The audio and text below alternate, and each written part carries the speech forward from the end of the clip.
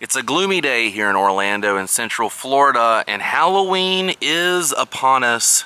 I've been wanting to do this for quite some time. Going to be venturing out all around downtown area of Orlando, checking out what most say are the top haunted places in Orlando. Hi everybody, and welcome to the world of Micah. I've been wanting to do this for quite some time, and I figured since Halloween is right around the corner, this would be the perfect time to do this. Now, when it comes to paranormal activity and ghost sightings and things, I'm a firm believer. If you're not, just consider this entertainment. That's strictly what this is. This is not supposed to be a controversial video, nor is this supposed to offend anyone. This is all for fun. I've just been reading a lot of interviews, a lot of articles, a lot of postings online talking about the top places that are supposedly the most haunted places in Central Florida, and I figured some of you would want to tag along. Now,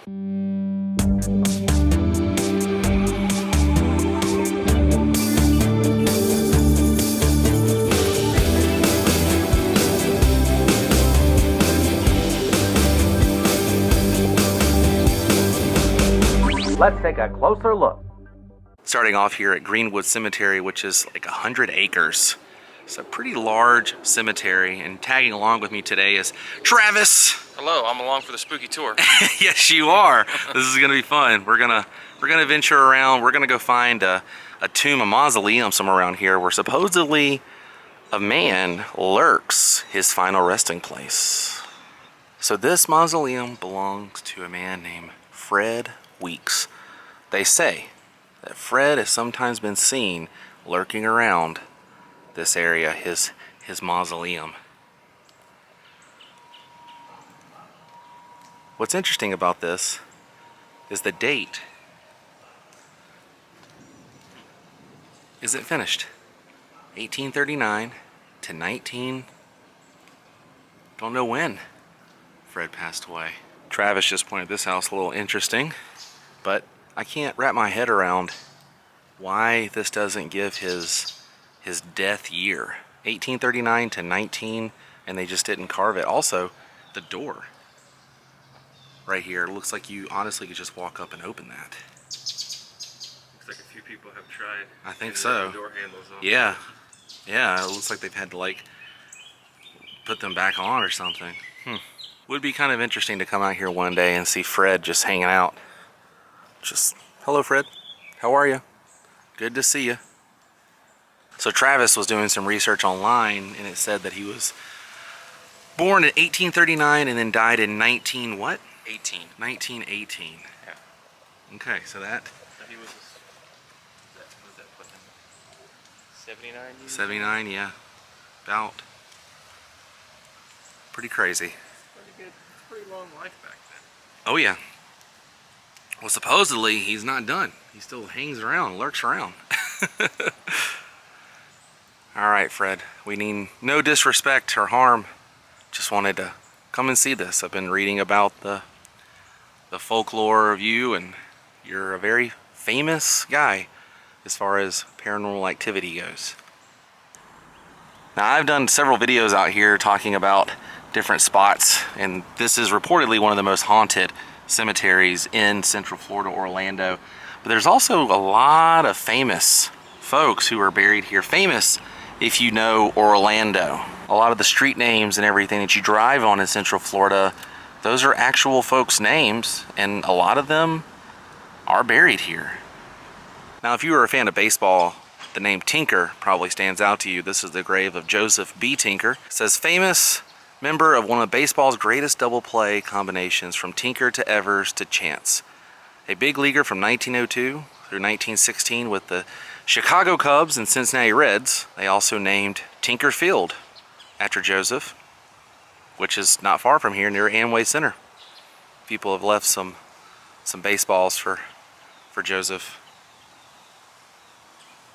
Pretty cool. One of the more famous sites out here in Greenwood, but I think we've seen everything we want to see here at Greenwood Cemetery.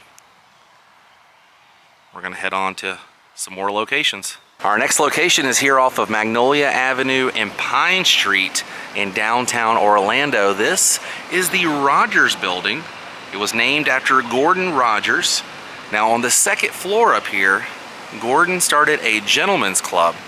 His wife was not too keen on this line of business, and even though she didn't like it, they remained here in this building, and some say they still remain in this building to this day, long after their death.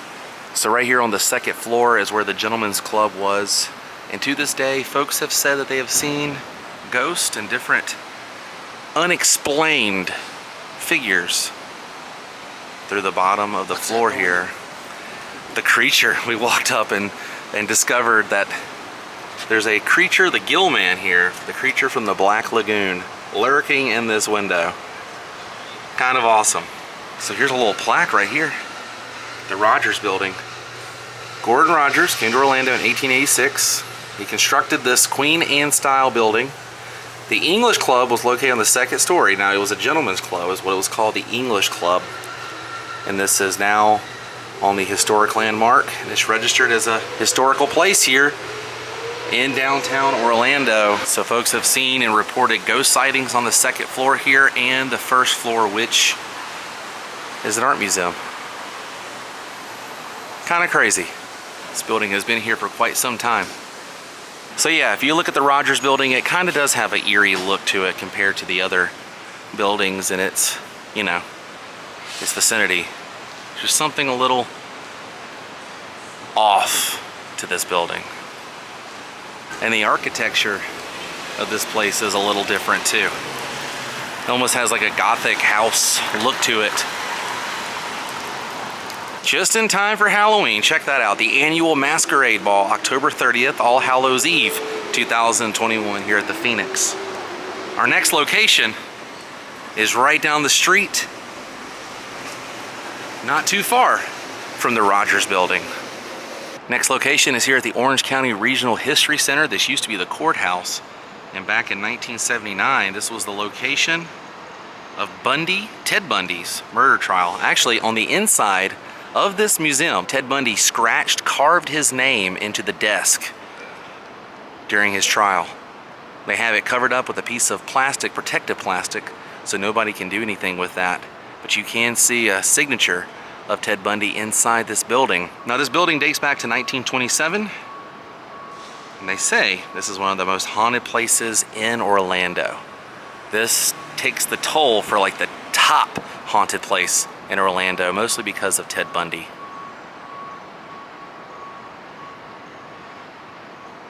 Pretty crazy. I did a video on this showing the entire History Center. If you guys want to see that, the link is above. And I do show the Ted Bundy signature in here. There's also some good history in here, some happy history, some Walt Disney World history here inside this building as well. On the outside of the building are several different statues here. These are some sculptures done by a man named Craig. And if you come out here at night, they're really not lighting this place up. It's not well lit. So when you're walking around and you stumble upon one of these gators, it kind of scares you a little bit. So this is Wall Street Plaza. Back in the day, there was a club here called the Kit Kat Club, which is similar to the one they have at Universal Studios. The current owners kind of have never reported anything paranormal, you know, happening here. But back when this was the Kit Kat Club, there were reportings of bottles flying off the shelf for no reason. People have also reported a woman in black mysteriously walking around. You always hear about stories like that, you know. Some believe it, some don't. It's just interesting to me. And I like hunting these places down during this time of year because it just feels a little bit more like Halloween. Now, a lot of these locations I just showed you are all around in the same vicinity. So if you're going to be coming here, park near the Orange County History Center and you can figure out where the Rogers Building is, Wall Street, everything is kind of in the same neighborhood. So you can knock everything out by parking in one location. just giving you a heads up if you want to come out here and see these places for yourself. I do highly recommend checking out the History Center, the Orange County History Center, Walt Disney history in there, Central Florida history, theme park history, and yes, of course, Ted Bundy history in there as well. Lots of things to do and see there, and admission's like $8 for adults. Very cheap on the museum price side. Plus in this area, there's several good restaurants here and bars that you can visit and kind of get a feel for the downtown area. Next spot and our last stop is going to be here at the Super 8 Hotel on International Drive. They say some pretty terrifying things happen in room 206 right up there, and I think the window's open, so I'm going to go check it out. All right, I'm going to walk up to the very top here. Now it says inside room 206, various guests have claimed to be awoken by someone else in the bed beside them. They've also seen the imprint of a human body appearing in the sheets. You can see inside the room. Look at that. What the heck? This is inside the room. I've always wanted to see this.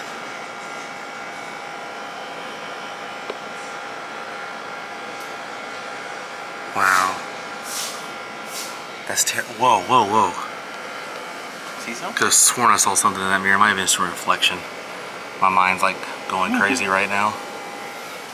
Yeah, haunted room 206 here at the Super 8 Hotel, right off of International Drive. But we're not supposed to really be here because we're not staying on property, so we're getting out of here.